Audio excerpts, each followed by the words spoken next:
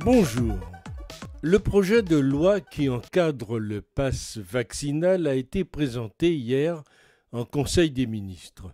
Les opposants y voient une atteinte majeure à l'état de droit.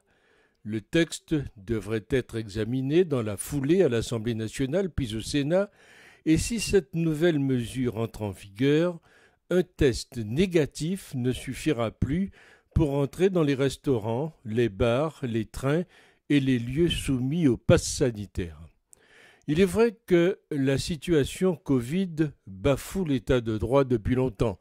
Le prétexte sanitaire donne les pleins pouvoirs au président et il en use. Mais il n'empêche que le vaccin est important. Mais ça ne justifie pas de brader la liberté et la responsabilité du citoyen. Deux choses sur cette pétition. Il est plus facile de mobiliser des opposants pathologiques que des personnes qui veulent défendre l'application de règles, certes non plaisantes, mais qui apparaissent être les plus pertinentes en l'état.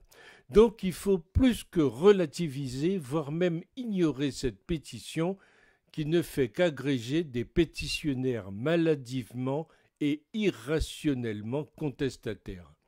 Une pure application des théories libertaires dont les antivax se réclament. Il y en a en effet désormais 15 fois plus de non-vaccinés en soins intensifs par rapport aux vaccinés.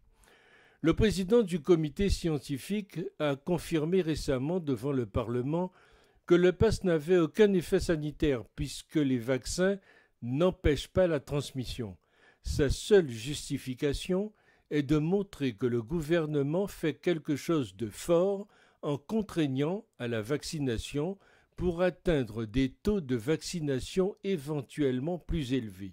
En quelque sorte, pour être sûr. Mais, en pratique, on pousse à la vaccination des jeunes qui n'en ont pas besoin. On dépense des milliards, on divise les Français, on instaure des contrôles policiers et on laisse tel quel, après 12 mois de campagne de vaccination, 2 millions de Français fragiles non vaccinés, dont on retrouve une partie à l'hôpital, et parmi les décédés, 37%. Cela n'empêche pas d'avoir 2/3 des décédés vaccinés. C'est inefficace. En Seine-Saint-Denis, par exemple, après 4 mois de passe sanitaire, 65% de la population est vaccinée. Ce taux tombe à 40% dans les banlieues les plus populaires. Le pass sanitaire n'y est pas contrôlé, le pass vaccinal ne le sera pas plus.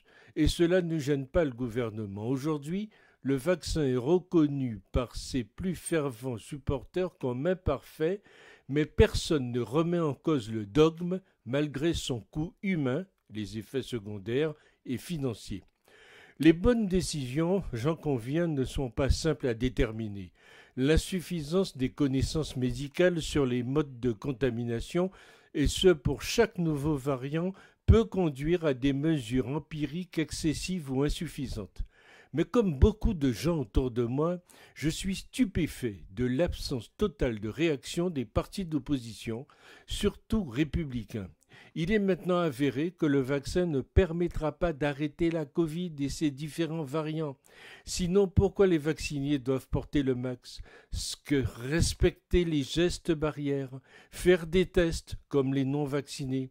La thèse selon laquelle il empêche les formes graves est également fausse. Les personnes en réanimation sont très largement des personnes fragiles vaccinées. La réponse du gouvernement ? Faire porter la responsabilité aux non-vaccinés, augmenter les contraintes pour forcer une population de plus en plus sceptique à se faire vacciner sans fin, vacciner ceux qui n'en ont pas besoin, y compris les enfants. Cette politique insensée est vouée à l'échec et plongera le pays dans un gouffre. Seuls les labos se frottent les mains. Où est l'opposition? Où est LR et le PS? Où est la grande manifestation nationale qui rassemblerait 5 millions de personnes? Est-ce que ces gens subissent des pressions ou ont des liens inavouables avec les labos? Il est urgent de répondre à toutes ces questions.